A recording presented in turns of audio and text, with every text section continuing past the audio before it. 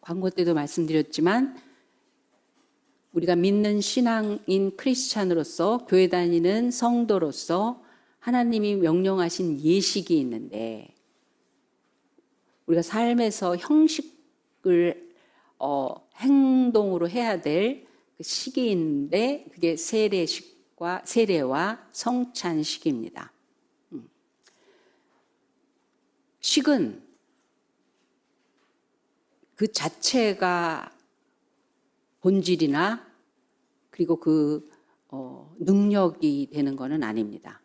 그런데 본질이 더 본질다워지기 위해서 이 식이 굉장히 중요하고 꼭 필요하고 그리고 그것이 본질을 보호하고 있어요. 영적 세계는 더욱 그렇습니다. 하나님을 믿는 일들은 더욱 그러합니다. 행함 없는 믿음은 죽은 믿음이라. 믿음이 있으면 반드시 증상으로 나오는 움직임이 있어요. 움직였다고 다 믿음은 아니지만 믿음이 있다면 분명히 그 믿음다운 움직임이 바깥으로 나오고 있거든요. 그런 것처럼 이 세례는 형식이지만 그러나 이 형식으로 인하여 왜냐하면 주님이 명령을 하셨기 때문에 이미 이거는 그 의미는 어마어마한 거예요. 그리고 또 그 식이 의미하고 있는 본질을 굉장히 보호하고 지키고 그리고 그 소중함을 우리가 계속해서 되새김질할 수 있는 길이 되기 때문에 꼭 해야 됩니다.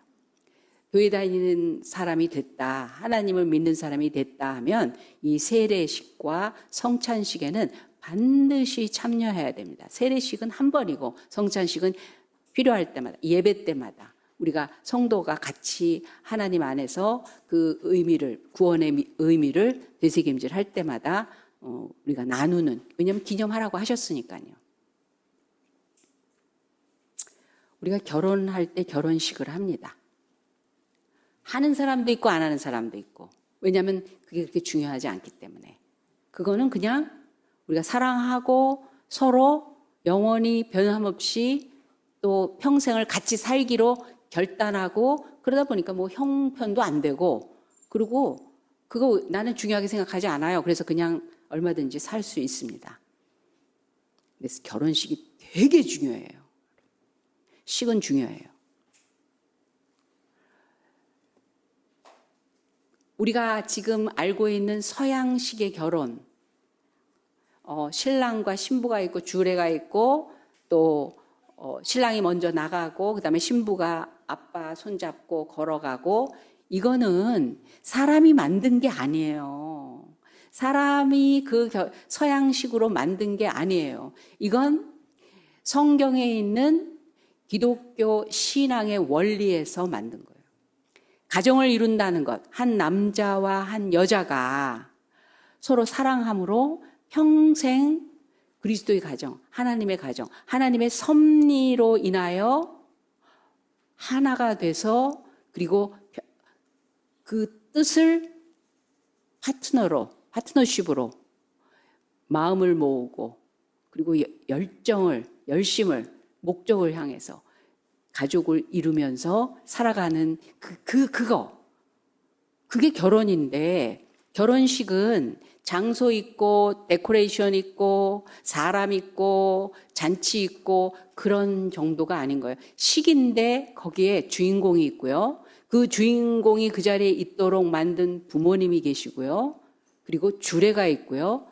축하하는 정말 진심을 담아서 이 탄생하는 가정을 두 부부를 정말 축복하고 지원하겠다고 약속하고 박수 쳐주고 그리고 법적으로 공인되고 보호받고 그러는 공포하는 거기 때문에 굉장히 중요해요. 주례는 성부 하나님입니다. 내가 너희와 결혼하였다. 성경에서 하나님께서 우리에게 말씀하셨어요. 그리고 신랑 되신 예수 그리스도, 신부인 교회, 우리 믿는 각 개개인의 신앙 고백한 사람, 주례는 성부 하나님입니다. 성자 하나님께서 신랑 되셔서 먼저 앞에 서 계세요. 그러면 신부인 내가, 교회인 내가 성령 하나님의 손에 이끌려서 신랑에게로 인도받는 거예요. 그래서 만들어진 예식이에요. 그래서 교회에서 했던 거예요. 근데 그냥 누구래도 주례는 뭐 판사가 해도 되고 뭐 시청에서 해도 되고 이게 어디서라는 장소가 중요한 게 아니죠. 그러나 하나님이 우리의 삶을 주장하시고 나를 이끌어서 하나님의 자녀 되게 하셔서 아름다운 가정 그리고 그것을 일일이 간섭하시고 도우시고 책임져 주셔서 낙원 가정으로 이룰 수 있도록 하시는 하나님 안에서 시작하겠습니다예요. 신앙 고백이에요. 세례가 그런 시기라는 거예요. 신앙 고백하는 자리라는 거예요. 제가 우리 새롬교회 결혼을 바라는 이유는 여러분들이 결혼해서 참 행복하게 사는 당연히 그거 좋죠. 근데 하나님 안에서의 그 믿음의 결혼식을 여러분한테 경험시켜주고 싶어. 진짜. 아무것도 없는 사람들이 그냥 빈손으로 이 장소에서 결혼식을 해요. 뭐 교회에서 뭐 이렇게 같이 섬겨도 주고 도와도 주고 뭐 형편에 맞게 뭐 이렇게 저렇게 한다고 하는데 거기에 어마어마한 하나님의 타치가 있는 거를 여러분 경험해 보셨어요? 예를 들겠습니다. 오 목사님이 19살에 프로포즈하고 21살이니까 22살에 결혼식 했다고 그랬잖아요. 19살에 빈털털이 깡통이었단 말이에요. 근데 원래 누나였는데 2살 누나 청년부 누나였는데 그런데 오래 같이 활동도 하고 신앙생활 하면서 나 사랑해. 평생 함께 내가 어차피 사역자가 될 건데 평생 함께 주님을 섬기는 일에 동반자가 됐으면 좋겠다. 나 원한다. 그래서 집에 가서 프로포즈 했대. 그랬더니 부모님 허락받으라고 그러더래요. 맨날 그 집에 가서 집사님 하면서 맨날 밥 얻어 먹었는데 갑자기 허락받으라고 그러더래요. 자기 엄마보다도 더 엄마 같으셨는데 아빠보다도 더 아빠 같은 분인데 그래서 교제하면서 22살에 결혼을 하는데 땡전 한 푼 없다고 그랬잖아요. 진짜로. 그래서 교회에서 청년들이 결혼식을 해줬어요. 청년들이. 그리고 신혼여행 갈 돈이 없으니까 여러 번 간증했지만 신문 광고에 그 샌프란시스코 그 해변가에 큰 회사에서 건축 회사에서 그러니까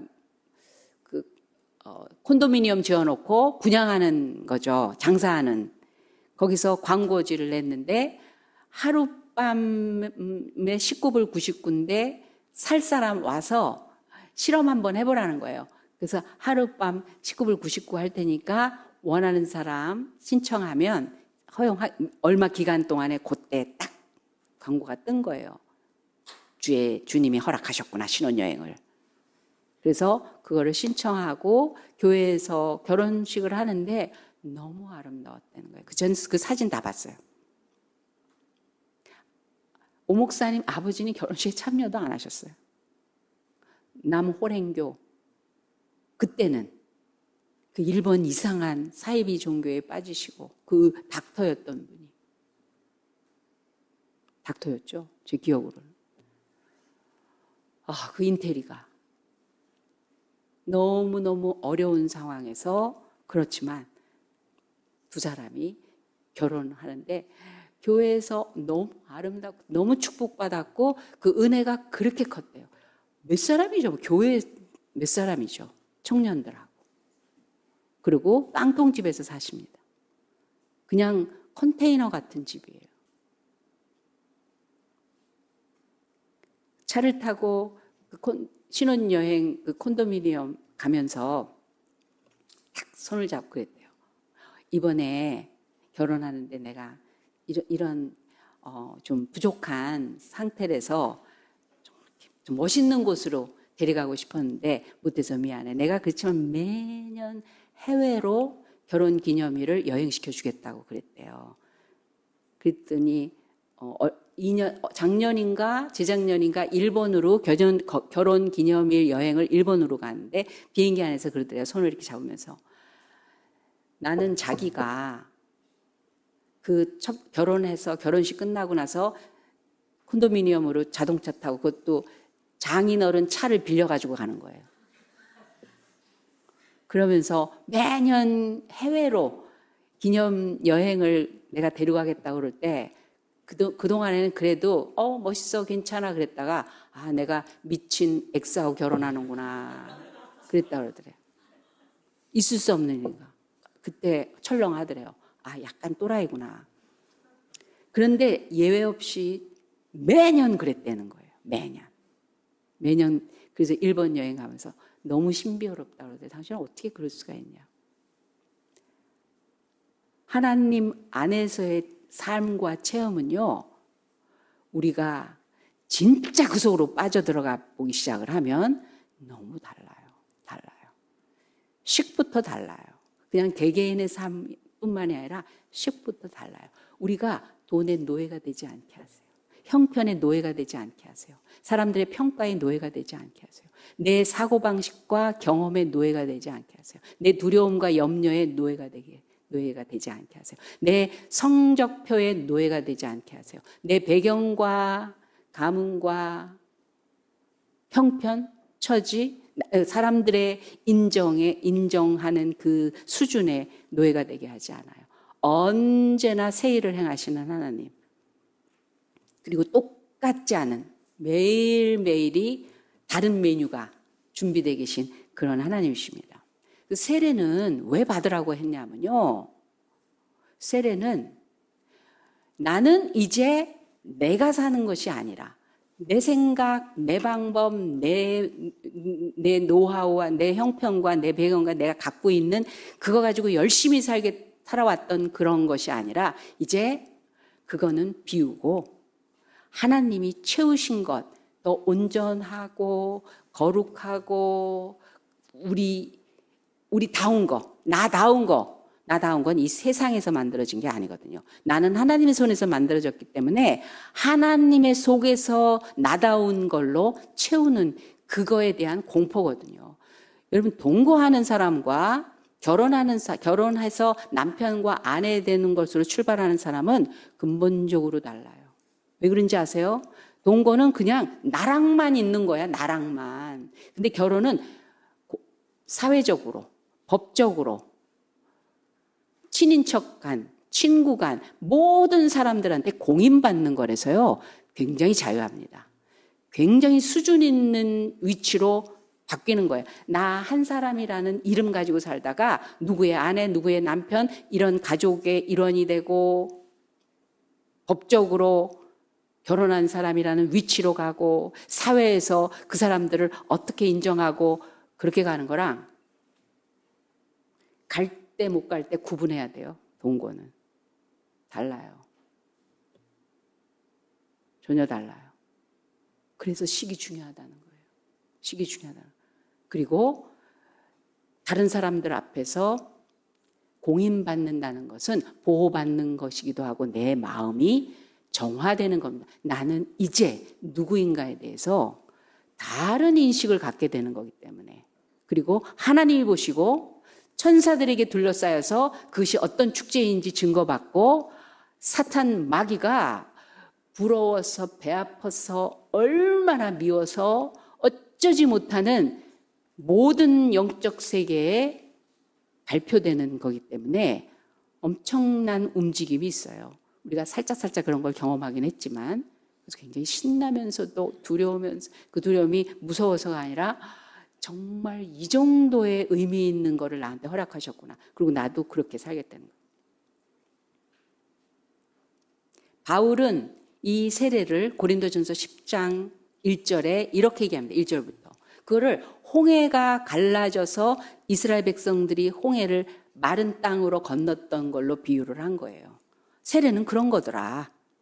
너희는 가서 모든 족속으로 제자를 삼아 아버지와 아들과 성령의 이름으로 세례를 베풀고 예수님의 마지막 지상 명령입니다. 모든 크리스찬들에게. 세례는 명령하신 거예요. 세례를 베풀라고. 그래서 세례 받으면서 나는 크리스찬입니다. 크리스찬입니다. 이거에 대해서 공포되고 살아가는 사람들이에요. 그런데 이스라엘 백성들이 노예로 있다가 이제 자유인이 돼서 나왔을 때 그냥 가나안으로 가지 않고 앞에 바다가 막혀요. 뒤에서 추격해 오는 군사들 때문에 앞에서도 죽고 쫓아와서도 당해서 죽고 죽을 수밖에 없는 상황인데 홍해가 열리면서 마른 땅으로 건넙니다. 그러니까 원래는 죽어야 되는데 하나님이 건너게 하셨다는 거예요. 너희가 구름과 바다를 건넌 것 그것이 곧 세례니라. 고린도서 10장 1절에서부터 이렇게 말씀하십니다. 구름 아래에서 바다를 걷는다라는 거는 내가 걷는 게 아니에요. 나는 그런 경험치로도 불가능한 거고 능력 면에서도 불가능한 거고 상황과 도움으로도 그건 불가능한 거예요. 안 되는 거예요. 그래서 나는 안 되는 거기 때문에 내 거를 내려놓은 거예요. 내가 이래서 안 되고 이거는 없고 저거는 걱정이 되고 이건 염려가 되고 못해요. 이런 것들을 아예 비워버린 거예요. 그냥 하나님한테 맡긴 거예요. 살리시는 건 오직 하나님뿐밖에 없기 때문에 하나님이 이렇게 하시든 저렇게 하시든 하나님으로 나를 치우세요. 하나님의 길로 나를 인도하세요. 하나님의 능력으로 나를 끌고 가세요. 붙드세요. 그게 세례라는 거예요. 세례는 이제부터 내가 내 거 가지고 살지 않고 하나님의 것으로 채워져서 살겠습니다라는 고백이에요. 그래서 원래 웹타이즈라는 세례를 베풀고 할 때 그 세례는 우리는 물을 뿌리잖아요. 이건 아픈 사람들 죽기 직전에 물에다 잡아놓을 수 없으니까 머리에다 물을 뿌렸던 거예요. 로마 황제가 신앙을 고백할 때 그 어마어마한 황제복을 입고 물속에 들어가기 싫으니까 이제부터 세례해라 그랬던 거예요. 머리를 뿌리는 걸 하라고 그랬던 거예요. 예수님은 침례예요. 침례. 확 잡아 넣는 거예요. 그게 죽음의 상징이라니까요. 내 방법은 이제 비웁니다. 내 방법은 이제 하나님의 손에 맡깁니다. 내가 원래 어쩌지 못하거든요. 전 태어날 때부터 흙수저거든요. 저는 이거는 잘하는데 이건 못하거든요. 이제까지 살아온 경력으로 보고 경험으로 보면 제가 아는 상식으로는 이건 되고 이건 안 되거든요. 요딴 거를 다 하나님한테 맡기는 거예요. 던지는 거예요. 거기서부터 내 삶을 출발하지 않고 하나님이 홍해는 갈르시고 만나는 하늘에서도 내리고 물은 돌에서도 나오게도 하시고 뺑뺑뺑 돌면은 성이 무너지고 기적만 있는 게 아니라 상식과 순리를 포함한 모든 것을 가지신 하나님의 것으로 채우고 살겠습니다. 이게 세례의 의미거든요. 결혼이라는 게 그런 거 아니겠어요? 이제 내 이름 적자 갖고 살지 않겠다는 거예요. 너한테 맞추는 것만으로 살겠다는 게 아니에요. 우리라는 거에 내가 푹 빠지겠다라는 거예요. 그것이 하나님이 우리 되게 하신 뜻에 내가 완전히 집중하고 기여하겠다라는 그런 뜻 아니에요. 그러다 보니까 생명이 잉태되고 생산되고 그러다 보니까 나 없는 그 생명을 위해서 서로 사랑으로 쏟아붓고 헌신으로 쏟아붓고 열심으로 땀으로 눈물로 쏟아부어서 양육해내는 그런 인물들이 되는 거잖아요. 거기에 나 개인 이런 거 다 빼잖아요. 그게 결혼이잖아요. 그런데 그 이후에 있는 열매들은 나 혼자서는 이룰 수 없는 엄청난 열매들을 거두잖아요. 나나나나 했던 거를 나는 없어지고 나니까 엄청난 열매라고 여겨야 되는데 요즘은 나를 계속 주장하는 거가 진짜 제대로 사는 것처럼 되다 보니까 그 열매를 못 보는 눈이 시력을 잃는 건지 소경이 되는 건지 인식이 잘못되는 건지 그렇게 되는 거죠. 요즘. 성경에 있는 모든 인물들은 그래서 비움에서부터 출발해서 하나님의 채우심으로 바뀌었습니다. 직분을 받는 것도 마찬가지예요. 모세는 40년 동안 궁중에서 꽉 자기를 채웠어요. 학술과 무술과 대단한 걸로 꽉 채웠어요. 그래서 기껏 하는 것이 사람 쳐 죽이는 것부터 시작하는 거예요. 도망을 갔어요. 광야에서는 싹싹 비우게 하셨어요. 하나님이. 학술을 배운 게 양치는 사람한테 무슨 소용이 있으며, 뭐 싸움을 잘하는 게 양 털 잘하는 걸 쳐다보고 빨리 자라서 저걸로 먹고 살아야 되는데, 이런 수준의 삶에 무슨 의미가 있으며, 외국어를 유창하게 하는 것이 모세 광야 생활에서 어디에 써먹을 것이며 별로 소용이 없는 거예요. 그래서 40년이 지나니까 80세 지팡이 하나밖에 없었어요. 늙고 가진 것이 지팡이 하나. 뭐 다른 게 이제 필요도 없어요. 그런데 그때 하나님이 호렙산에서 신비로운 방법으로 모세를 오게 만드십니다. 아니, 나무에 불이 붙었는데 타지 않는 걸 보고 뭐지 하고 왔는데, 너는 네가 선 곳은 거룩한 곳이니 신을 벗어라. 신부터 벗게 하세요. 신은 언제 신냐면 무장하는 마음으로 신는 거예요. 이제 나가서 일을 해야 되고 뭐 밭을 매야 되고 친구를 만나야 되고 사업을 해야 되고 공부를 해야 되고 뭘 해야 되고 하는 무장이에요. 그런데 신을 벗는 거는 이제 무장해제예요. 아, 오늘 힘들었어. 아, 오늘 어땠어. 그리고 신발 벗으면서 들어오면서 이제 자기로 돌아오는 거예요. 그냥 자기예요. 다른 모든 조건이 필요한 게 아니라 자기예요. 너는 비우고 내게로 오라. 그리고 바로에게 가라는 거예요. 못합니다가 나오죠. 자기가 나오죠. 아직 비워지지 않아가지고. 너 가지고 있는 게 뭐니? 지팡이 하나예요. 마른 가지. 아무것도 생산해낼 수 없는 마른 가지. 이 지팡이밖에 없습니다. 그 지팡이로 충분해. 내가 널 채울 거니까. 그래서 체험받습니다. 위대한 민족 지도자, 부족함이 없는 200만을 이끄는 강한 리더십을 가진 카리스마가 넘치는 거의 하나님 수준처럼 보이는 그런 모세로 거듭나게 하십니다. 바울은 자기가 갖고 있는 스펙이 얼마나 대단했는지에 대해서 얘기하는데 그거를 다 배설물로 여기서 비워버리겠다고 한 거예요. 그러나 나도 육체를 신뢰할 만하니 만일 누구든지 다른 이가 육체를 신뢰할 만한 것이 있는 줄로 생각하면 나는 더욱 그러하리니 내가 8일 만에 할례를 받고 이스라엘 족속이여 베냐민의 지파여 히브리인 중에 히브리인이여 율법으로는 바리새인이여 열심으로는 교회를 핍박하고 율법에 의로는 흠이 없는 자로다. 그러나 무엇이든지 내게 유익하던 것을 내가 그리스도를 위하여 다 해로 여길 뿐더러 또한 모든 것을 해로 여김은 내 주 그리스도 예수를 아는 지식이 가장 고상함을 인함이라.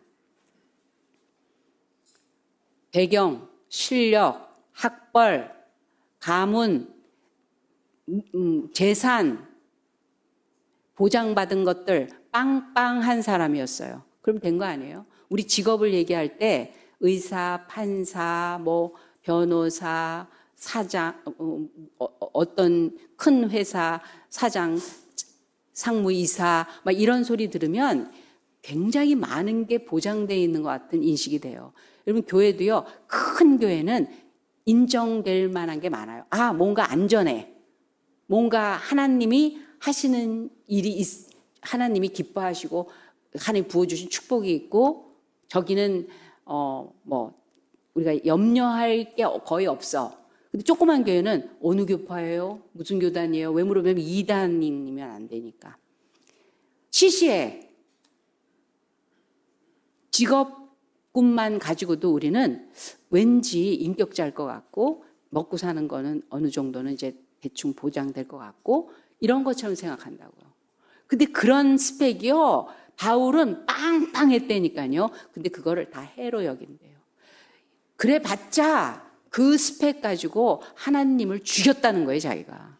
하나님을 섬기는 예로 예수 그리스도를 믿는 사람들을 자기 돈 들여서 죽이러 돌아다녔다는 거예요. 스데반이 돌에 맞아 죽는 거를 보면서 박수 쳤어요. 그때 돌 던지는 사람의 옷을 맡아서 잘하고 있어. 이런 것들, 이 경고망동하는 이 불경건한 것들. 무슨 예수 웃기네. 내가 그렇게 구약을 열심히 배워가지고 능통한 구약 학자 정도 되는 줄 알았는데 가마리엘 문화생으로 하버드 수준쯤 됐겠죠. 그렇게 똑똑한 사람인데 내가 하나님도 알거나 보거나 느끼거나 인지할 수 있는 수준이 못 되면서, 그러니까 그리스도를 아는 고상한 지식 방해되는 거라면 좋게 말해서 배설물이지 똥이에요, 똥. 그걸 품고 아까워서 못 버려요. 그런 사람 없잖아요. 하나님이 채워지기 위해서 내가 필요 없는 거라면 버리겠다고 하는 거예요. 어느 목사님 딸이 그 목사님과 사모님이 자녀들한테 이거 하나만 부탁했대요. 난 다른 거 너희들한테 요구하는 것도 없는데 제발 교인들 가운데에 교인과는 결혼하지 말라였대요. 교인과는. 왜냐하면 목사님이 교인하고 사돈 맺으면 그거 얼마나 힘들겠냐는 거예요. 그러니까 너희들은 교인들 중에 청년들 중에 딴 교회 청년하고 결혼하는데 야 우리 교회하고 결혼하지 말라였대요. 근데 하필이면 청년부 회장하고 딸이 연애를 하게 된 거예요. 그러니까 반대를 하고 있는 중에 해요 말아요? 할까요 말까요? 반대를 계속 하고 있는 거예요. 사귀고는 있어. 헤어지진 않고. 그래서 식탁에 앉아서 그런 얘기를 했대요. 신앙적인 그 나눔의 시간이에요. 그 사모님이 그런 걸 참 잘하시는 분이었어요. 그래서 그러면 너는 하나님 앞에 정말 하나님이 너에게 이걸 채워주신다면 너는 무엇을 네 걸 비울 수 있는 게 뭐니? 뭘 비우고 하나님이 채워주시는 거를 경험하고 싶으니? 이렇게 물어봤대요. 그랬더니 엄마 나는 그 오빠랑 결혼할 수 있다면 내가 가지고 있는 제일 자기가 중요하게 여겼다는 아무래도 그게 저금이겠죠. 나 이거 다 내놓을 수 있어 그러더래요. 정말 좋은 것을 주시는 하나님을 믿고 내가 가지고 있는 그걸 저울질을 해? 하나님이 주시는 거와 사람 사랑하는 마음 가지고도 그렇게 하는데 바울은 내가 그리스도를 아는 그 고상한 지식을 내 걸로 옮기는데 이게 방해가 돼? 이거 별거 아니야. 나 버릴 수 있어. 그걸 비웠다는 거예요. 내가 가진 의는 율법에서 난 것이 아니 오직 그리스도를 믿음으로 말미암은 것이니 곧 믿음으로 하나님께로서 난 의라. 모세도 바울도 비우고 출발했어요. 그런데 하나님이 더 어마어마한 것으로 채우시는 놀라운 사람이며 놀라운 인생이며 놀라운 역사를 이뤄내는 그 삶이 되었습니다. 비울 때 채워진다는 것. 하나님 안에서 내가 빈손될 때 하나님이 그것이 채워진다라는 거예요. 오늘 베드로는 세례받은 적이 없어요. 그런데 오늘 그 얘기를 하는 거예요. 자기가 믿음의 사람들을 전도하고 하나님 예수 그리스도의 구원을 증거하면서 믿음을 가진 사람들에게 세례를 주는 것을 뭘로 얘기하면 물은 예수 그리스도께서 부활하시고 말미암아 이제 너희를 구원하는 표 상징이라는 거예요. 곧 세례라. 이는 육체의 더러운 것을 제하여 버림이 아니요 하나님을 향한 선한 양심의 강군이라. 그러면서 예수님처럼 자기도 뭘 비우고 뭘 버리고 출발을 했는지를 기억하는 거예요. 누가복음 5장에 보면 베드로가 예수님을 만난 과정을 묘사하고 있습니다. 제자가 어떻게 됐는지 아세요? 제자의 삶을 얼떨떨한 상황에서 시작했는데 어떻게 시작했는지 아세요? 베테랑 어부가 고기를 잡으려고 나갔습니다. 한 마리도 못 잡고 새벽이 돼서 이제 그 실패감과 낭만과 그걸 이겨서 다시 그물을 깁습니다. 근데 그 상황에서 하필이면 예수님이 그 배에 타시겠다는 거예요. 왜? 그 앞에 언덕이 큰데 거기 사람들이 모여서 설교 들으려고 온 거예요. 메시지 들으려고 온 거예요. 그러니까 배 위에 타서 무대가 배죠. 강대상이.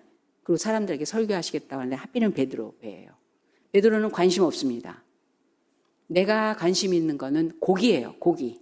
내 인생에 나를 지키고 나를 보장하고 내 자식의 입에 밥이 들어가고 내 노후를 대책이 되고 사람들에게 그래도 내가 베테랑인 것을 인정받고 안심하고 살 수 있게 하는 고기. 그게 관심이에요. 예수님이 밑도 끝도 없는 뭐 얘기저기 다 날아가는 얘기 같은 거 관심이 없어요. 말씀 다 끝나고 나서 베드로를 향해서 묻습니다. 고기 잡았습니까? 한 마리도 못 잡았어요. 이런 날도 흔치 않죠. 한 마리 실패한 날. 그랬더니 깊은 데 가서 그물을 내리라고 말씀을 하시는 거예요. 이때 베드로는 비우기 시작합니다. 비우기 시작합니다. 그릇이 다르긴 다른 것 같아요. 비우기 시작하는 거예요. 뭘 비우냐면요. 지금이 가장 피곤할 때예요. 베드로는. 지금이 가장 지칠 때예요. 왜? 실패한 다음엔요. 몸이 아니라 심정적으로 깔아앉기 때문에 그 피곤이 다른 어떤 거로도 회복이 안 되는 피곤이에요. 까부라져 있어요. 육체적으로, 정신적으로, 심적으로, 정서적으로 힘들고 까부러지고 실망 때문에 낙심되어 있을 때예요. 그런데 이것조차도 비우는 거예요. 베드로는. 그런 말씀하지 마세요. 짜증난다고요. 내가 아는 것과 다른 얘기를 하면서 잘난 척하느라고 이래라 저래라. 나 여기에 전문가야. 근데 전혀 반대되는 얘기를 할 때 젊은이가 그러면 짜증난다고요. 그런데 베드로는 그 육신적인 어려움과 힘든 것도 비워. 마틴 루터는 하루에 2시간씩 반드시 기도했어야 된다는 거예요. 자기가. 이걸 감당하기 위해서. 그런데 어려운 일이 있으면 더 시간을 늘렸다는 거예요. 몸이 힘들 때 더 늘렸다는 거예요. 그걸 말합니다. 비운다는 걸 그런 거 말해요. 비우는 건 없애버린다라는 게 아니라 어떻게 없애버려. 우리가 걱정 염려를 어떻게 사라지게 아무리 하려고 해도 안 사라지죠. 근데 그걸 하나님 앞에 던졌다는 거예요. 하나님한테 맡겼다는 거예요. 모든 염려를 주께 맡기라는 말을 영어로 하면 cast out 이라는 말이에요. 던져 그래요. 이걸 던져 이렇게. 하나님 앞에 던져. 그러면 나한테는 없는 거잖아요. 그건 하나님 몫이 돼버리게. 내가 가지고 있는 거를 내 육신의 피곤을 주님의 말씀에 던져버리는 거예요. 내 실망된 마음을 주님의 손에 던져버리는 거예요. 베드로는 그렇게 자기를 비우기 시작을 했습니다. 그래요. 마음이 얼마나 상했는지 한 마리도 못 잡았다라는 그 실패감. 오늘따라 웬일인지 되던 것도 안 돼요. 고기 잡는 실력이 없는 자기 자학 같은 마음. 이제 늙었구나 내가. 요즘 젊은 세대를 내가 어떻게 이기겠어. 나 이제 기운 빠졌어. 내가 지금 나이가 그래 구식이야 나. 계속 밀려오는 자기 학대. 수입이 없으니 어떻게 먹고 살지 하는 걱정. 정말 나도 이젠 못 해먹겠다. 대통령도 못 해먹겠다. 주의 일도 못 해먹겠다. 나 애들 키우는 거 못 해먹겠다. 그런 날이 있어요. 체념하고 푸념하는 그런 감정. 모든 이 악감정이 베드로에게 밀려오고 사로잡혀 있을 때 베드로는 선생이여 우리들이 밤이 맞도록 수고하였을 때 얻은 것이 없지만은 말씀에 의지하여 내가 그물을 내리리라. 자기를 염려와 걱정과 부정적인 것을 비워버려. 하나님한테 주님한테 던졌다는 거예요. 난 말도 안 된다고 생각하는데 그러세요. 이거 가져가세요. 비움은 체험이에요. 그랬더니 깊은 데서 고기가 올라오는데 2배 채우고 그물은 찢어졌어요. 아직 남은 고기가 그물에 채워져 있는데 올리오다가 찢어졌다는 거예요. 비우면 채움이라는 신앙의 고백이 세례예요. 그렇습니다. 나는 내 모습 이대로입니다. 그런데 이걸로 승산을 보겠다고 했던 것들을 다 비워드리겠습니다. 이제 하나님이 하시는 길로 가겠습니다. 내가 비우면 하나님이 채워주십니다. 아브라함의 믿음의 조상되는 첫 출발이 뭐예요? 본토 친척 아비 집을 떠나서 지시하는 곳으로 가라. 어딘데요? 거기 가면 뭐 하는데요? 그런 계산도 할 수 없게 하셨어요. 그냥 던지세요. 네 거 비워. 본토 친척 아비.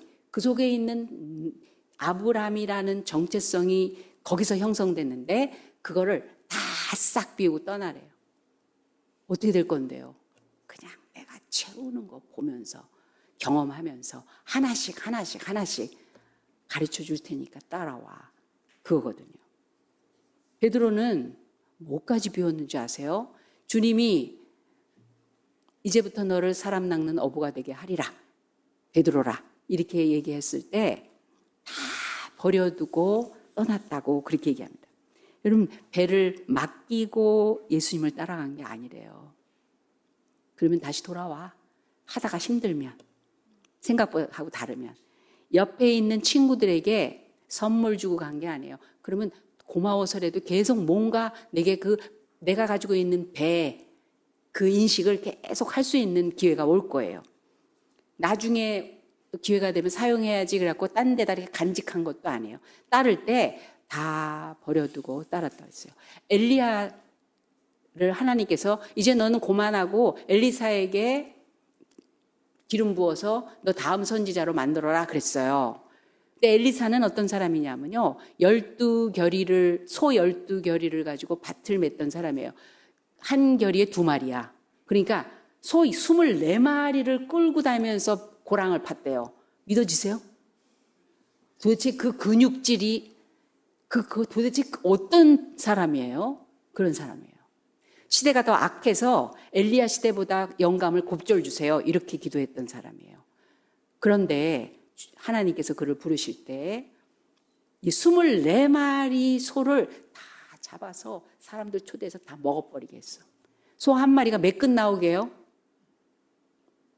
빨리 계산해 보세요. 살치살이 몇 근이야? 소 한 마리에.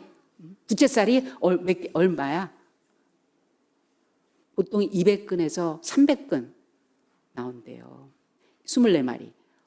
이야, 그걸 다 잡아먹었어. 왜? 돌아올까봐. 다시 옛날로 돌아갈까봐. 다시 내 방법을 찾아낼까봐. 하나님 못하면 이거 해야지. 심령이 가난한 자는 마지막이 하나님밖에 없는 사람이 심령이 가난한 사람. 그런 사람이 천국을 갖게 돼요. 에이, 내 기도해도 이번에 안 되면 나 다 그만두고 그냥 나 다른 데 취직할 거야. 그거 취직이 하나님이야. 다른 것이 하나님이에요. 하나님의 뜻이 임할 때까지 내가 끝까지 이 자리를 지켜나가겠습니다. 천국이 그의 것임이라 말씀하십니다. 이제는 어부가 사명이 아니라 영혼을 살리는 그것이 사명이 됩니다. 우리가 갖고 있는 모든 삶의 형태는 사실은 다 부업이에요. 그걸 통해서 살아남는 어부인 것이 본업인 거예요.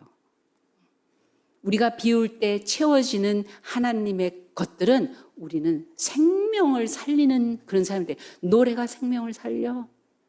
물질이 생명을 살려. 내 헌신이 생명을 살려. 내 눈물이 누군가를 살리고요. 내 무릎구름이 누군가에게 하나님의 그 은혜가 넘치게 하고요. 내가 남몰래 갖다 부어주는 섬김들이 정말 이 마음의 낙심과 절망으로 죽어가는 그런 인생들에게 새로운 세계가 열리게 하는 거라고요. 그게 본업이라는 거예요. 그게 본업이에요. 하나님은 그럴 때 아낌없이 부어주십니다. 아낌없이 부어주십니다. 그것이 우리가 거쳤던 세례식의 의미였습니다. 우리 이번에 세례받는 분, 우리가 다 같이 함께 기뻐하며 축제 속에서 우리의 기쁨을 다시 한번 되새김질하고 그분들에게 임하시는 인생의 주인 되시는 우리 하나님의 일들을 기대하고 끝까지 옆에서 지탱해 드려야 됩니다. 직분을 받는 분도 마찬가지입니다. 우리 이 은혜의 자리에 초대해 주신 하나님 앞에 결단, 각오 단단히 하고 이제부터 저는 능력 있는 하나님의 능력에 채워줌으로 살겠습니다. 지혜에 채워줌으로 살며 거룩함에 채워줌으로 살며 사명에 채워줌으로 살며 하나님이 쏟아 부어주시는 그 은혜로 채워짐으로 쭈그러들지 않고 이 세상 한 세상 사는 거 멋들어지게 세상에 속한 것 쫓아다니는 게 아니라 하늘을 향하여 날아가는 날개 달린 독수리같이 오르면서 살겠습니다. 그 결단하시는 저와 여러분 되시기 바랍니다. 기도하겠습니다. 하나님 아버지 감사합니다. 저희는 모양도 다르고 배경도 다르고 체질도 다르고 살아가는 그 형태도 다 너무나 다양하고 다르지만 그러나 우리 안에 하나님 한 분은 같은 하나님, 그 하나님의 채우심으로 살아가는 그리스도인이라는 그 우리의 이름은 동일한 것으로 인하여 너무나 감사합니다. 주님, 이제 나라는 그 모든 모양과 갖춰졌던 것들을 이제 하나님의 손으로 다 비워내겠습니다. 하나님께서 다 받으시고 하나님의 것으로, 온전한 것으로 다 채워 주시옵소서. 부족함이 없게 하시는, 그리고 초라하지 않는, 어설프지 않는, 아리까리하지 않는, 이 세상 것과 전혀 다른 온전히 하나님으로부터만 올 수 있는 그런 것으로 채우셔서 이 세상에 보내신 하나님의 뜻에 합당한 우리들의 삶이 되도록 주님, 그렇게 살 수 있는 결단하는 믿음의 사람들에게 하나님 역사하여 주시옵소서. 감사하며 예수님의 이름으로 기도합니다. 아멘. 지금은 우리 구주 예수 그리스도의 은혜와 살아계신 하나님 아버지의 극진하신 사랑 많으심과 성령 하나님의 감화감동 역사하심이, 나의 비움이 하나님의 완전하신 체험이라는 그 은혜와 축복과 감동과 은총을 믿고 이제 하나님 앞에 기꺼이 주님의 말씀과 인도하심을 따라 비워가며 채우는 그런 삶을 살기로 작정한 우리 새롬교회 성도들과 그 가정과 하는 모든 일 위에 지금부터 영원까지 함께 하실지어다. 아멘.